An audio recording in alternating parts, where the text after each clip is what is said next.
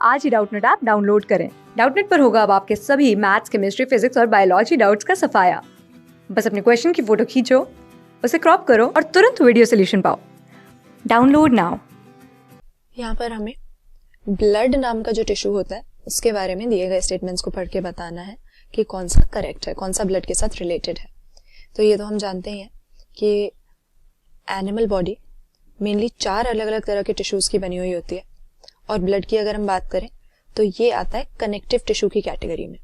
क्योंकि connective tissues कौन से होते हैं, जो कि या तो हमारी बॉडी के ऑर्गन्स को सपोर्ट करके रखते हैं या इनको आपस में लिंक करते हैं। तो ब्लड का यही काम है, हमारी बॉडी का ये मेन सर्कुलेटिंग फ्लूइड है जो कि बॉडी में एक साइड से दूसरी साइड तक डिफरेंट सब्सटेंसेस की ट्रांसपोर्टेशन करता है, ट्रांसलोकेशन करता है। तो यहाँ पर सबसे पहले जो हमें स्टेटमेंट दिया हुआ है, कह रहे हैं कि इसका मैट्रिक्स फाइबर फ्री होता है पर इसके अंदर कोलाजन प्रोटीन हमें मिलेगा। तो ये यहाँ पर स्टेटमेंट करेक्ट नहीं है। ब्लड की अगर हम कॉम्पोजिशन देखें, क्या क्या चीजें ब्लड में होती हैं, पहले तो इसका ग्राउंड सब्सटेंस या इसका जो मैट्रिक्स होता है वो एक प्लाज्मा नाम का फ्लूइड होता है, और इस मैट्रिक्स में सस्पेंडेड होते हैं ब्लड के सेल्स यानी फॉर्म्ड एलिमेंट्स। तो इसके प्लाज्मा की अगर बात करें, ये फाइबर फ्री नहीं होता, क्योंकि वैसे तो हम देखेंगे कि स्ट्रक्चरल प्रोटीन्स मेनली 2 होते हैं जिनके फाइबर्स हमें कनेक्टिव टिश्यूज के ग्राउंड सब्सटेंस में या मैट्रिक्स में मिलते हैं। कौन से हमारे स्ट्रक्चरल प्रोटीन है, कोलाजन और इलास्टिन। लेकिन ब्लड में हम देखेंगे कि इसके मैट्रिक्स में हमको कौन सा प्रोटीन मिल रहा है, फिब्रिन प्रोटीन, और वो भी इनएक्टिव फॉर्म में रहता है। तो फिब्रिनोजेन के फॉर्म में ये हमारा फाइबर रहता है, और ये फाइबर की फॉर्म में तब आता है, एक्टिव तब होता है जब ब्लड को क्लॉट होना हो। तो ब्लड की कोएगुलेशन के टाइम पे इसी प्रोटीन के जो है फाइबर्स बन जाते हैं, ये फिब्रिनोजेन से फिब्रिन में कन्वर्ट हो जाता है और खून का बहना रुक जाता है, ब्लड क्लॉट बन जाता है वहां पे।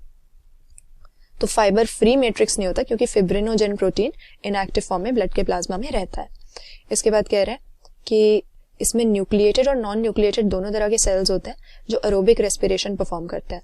तो ये स्टेटमेंट यहाँ पर करेक्ट नहीं है। हालांकि ये कहना सही है कि ब्लड की अगर हम सेल्स की बात करें, फॉर्म्ड एलिमेंट्स को देखें, तो इनमें से कुछ न्यूक्लिएटेड भी होते हैं, कुछ इन्यूक्लिएटेड भी होते हैं। कौन से हमारे फॉर्म्ड एलिमेंट्स हैं? सबसे पहले आते हैं हमारे एरिथ्रोसाइट्स, यानी हमारे रेड ब्लड सेल्स, हमारे आरबीसीज, जिनका काम होता है कि इनके पास में हीमोग्लोबिन नाम का एक आयरन कंटेनिंग प्रोटीन होता है जो कि ऑक्सीजन के साथ रिवर्सिबली बाइंड कर सकता है। तो ये ऑक्सीजन को हमारी बॉडी में जिस भी टिश्यू को इसकी जरूरत होती है उस तक पहुंचाते हैं। ये हमारे आरबीसीज का काम हो गया। इसके बाद आते हैं हमारे ल्यूकोसाइट्स यानी डब्ल्यूबीसीज, हमारे व्हाइट ब्लड सेल्स, जिनका मेनली फंक्शन जो है हमारे इम्यून सिस्टम में होता है, इम्यून रिस्पॉन्स देने में या इन्फेक्शंस को फाइट करने में ये हमारी हेल्प करते हैं। और तीसरे टाइप के जो हमारे फॉर्म्ड एलिमेंट्स होते हैं ये होते हैं ब्लड प्लेटलेट्स, जिनका मेनली काम होता है ब्लड की कोएगुलेशन के दौरान यानी क्लॉटिंग के दौरान। तो यहाँ पर अगर हम न्यूक्लिएटेड इन्यूक्लिएटेड की बात करें तो हमारे आरबीसीज जो हैं असल में जब ये मैच्योर होते हैं तो न्यूक्लियस इनमें से निकल जाता है, न्यूक्लियस को ये इजेक्ट कर देते हैं। क्यों? क्योंकि इनका काम है ऑक्सीजन को कैरी करना। तो इनकी कैरेक्टरिस्टिक बाई कनकेव शेप होती है ताकि ज्यादा से ज्यादा हेमोग्लोबिन, ज्यादा से ज्यादा ऑक्सीजन ये कैरी कर सके, और न्यूक्लियस इनके अंदर नहीं होता जो कि फालतू जगह घेरेगा। अब न्यूक्लियस नहीं होता, माइटोकॉन्ड्रिया भी इनके पास में नहीं होते, तो इसीलिए एरिथ्रोसाइट्स एरोबिक रेस्पिरेशन नहीं कर सकते। दूसरी चीज, इनको ऑक्सीजन कैरी करके हमारी बॉडी के उन सारे टिश्यूज तक ले जाना है जिन्हें इसकी जरूरत है। तो ये रास्ते में अपनी एरोबिक रेस्पिरेशन में भी ऑक्सीजन यूज कर लेंगे तो कम पहुंचा पाएंगे, इनकी एफिशिएंसी कम हो जाएगी। इसीलिए खुद जो है न्यूक्लियस नहीं होता, इनके पास माइटोकॉन्ड्रिया नहीं होते, तो ये एनारोबिक रेस्पिरेशन से एनर्जी ऑब्टेन करते हैं, और ऑक्सीजन जो ये कैरी कर रहे हैं उसको वैसे का वैसा ले जाके हमारे बॉडी टिश्यूज पे डिलीवर कर देते हैं। बाकी हमारे जो फॉर्म्ड एलिमेंट्स हैं उनके पास न्यूक्लियस होता है, तो न्यूक्लिएटेड सेल्स भी हैं, नॉन न्यूक्लिएटेड भी हैं। नॉन न्यूक्लिएटेड कौन सा? हमारे आरबीसी।